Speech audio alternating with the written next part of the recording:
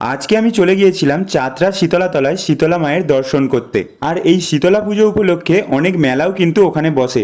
চলো আজকে তোমাদের সবটাই ঘুরিয়ে দেখাবো। তো শেওড়াফুলি স্টেশন রোড থেকে যে কোনো টোটোয় উঠে শীতলাতলা বললেই নামিয়ে দেবে একদম ঠিকঠাক জায়গায়। আর দেখো শীতলাতলায় আমি চলে এসেছি, আর আমার জন্য ওয়েট করছিল একটা স্পেশাল মানুষ। তোমরা এই ভিডিওতেই তাকে দেখতে পাবে, তো তার জন্য ভিডিওটা ভালো করে দেখো। তো আমি গিয়েছিলাম সপ্তমীর দিন, আর সন্ধ্যের দিকে গিয়েছিলাম, তার জন্য ভিড়টা একটু কম ছিল। এখানে ভিড়টা হয় ওই 7টা 8টার পর থেকে। এতটা পরিমাণেই ভিড় হয় যে এখানে ঢোকা পর্যন্ত যায় না ভালোভাবে।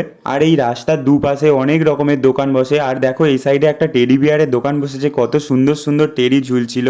তো মেলার ভিডিও করতে করতে আমি এগিয়ে যাচ্ছিলাম শীতলা মায়ের মন্দিরের দিকে। মন্দিরের কাছে দেখো বলতে বলতেই চলে এসেছি, আর কত সুন্দরভাবে সাজিয়েছে সামনেটা। তো প্রত্যেক বছরই আমি এই শীতলা মায়ের মন্দিরে আসি, তো ভালোভাবে ভিডিও করা হয় না। এবছর ভাবলাম আমার সাথে তোমাদেরও দেখার সুযোগ করে দিই। তো ওখানে পৌঁছেই দেখতে পেলাম এখানে ঢাকিরা ঢাক বাজাচ্ছে, আর এই ঢাকের আওয়াজে এই জায়গাটা পুরো একদম মেতে উঠেছে। আমি যখন গিয়েছিলাম তখন 6টা থেকে 6:30 বাজে সন্ধ্যা। তার সত্ত্বেও মায়ের মন্দিরের সামনে কতটা ভিড় তোমরা দেখতে পাচ্ছ।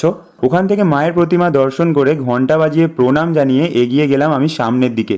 আর সামনে গিয়েও দেখতে পাচ্ছ এখানটা কত সুন্দর ঝাড়বাতি দিয়ে সাজানো হয়েছে। তো মন্দিরের এই সৌন্দর্য দেখতে দেখতে আমরা এগিয়ে গেলাম সামনের দিকে।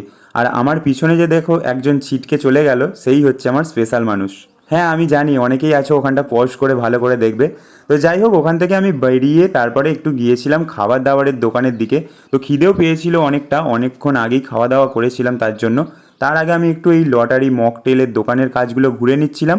আর এই দোকানটা তো সত্যি কি বলবো, সব মেলাতেই বসে এরকম ফুলের কাজ, মানে ডেকোরেশনের। তো মেলার এই সৌন্দর্য উপভোগ করতে করতে আমরা পৌঁছে গিয়েছিলাম এরকম যেখানে দোলনাগুলো বসেছিল সেখানে।